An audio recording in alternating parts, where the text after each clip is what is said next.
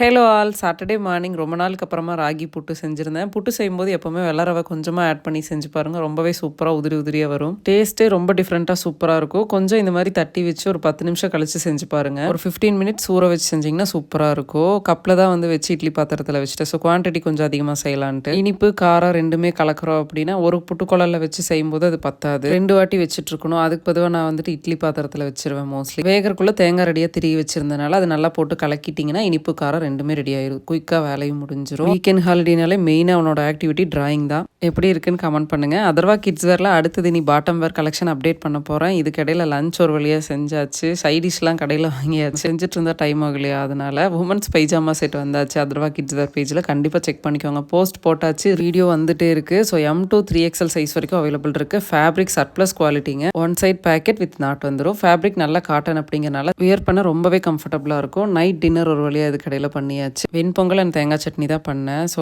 எப்போ வெண்பொங்கல் செஞ்சாலுமே சக்கரை பொங்கல் கொஞ்சமாக கலக்கிடுவேன். ரொம்ப ஈஸி இல்லையா, ஒரே கான்செப்ட் தானே. சக்கரை போட்டால் சக்கரை பொங்கல், அவ்வளோதான். ரேஷன் அரிசியில் தான் பண்ணியிருந்தேன். ரொம்ப டேஸ்ட்டாக இருந்தது. செம்ம ரெயின். இன்னைக்கு மார்னிங் சண்டே டிஃபன் என்னென்னு பார்த்தீங்கன்னா இட்லி கறி குழம்பு, மட்டன் தண்ணி குழம்பு. Ultimate combination. எப்போவுமே இட்லி தான். விளாக் பிடிச்சா ஃபாலோ பண்ணிக்கோங்க. தேங்க்யூ.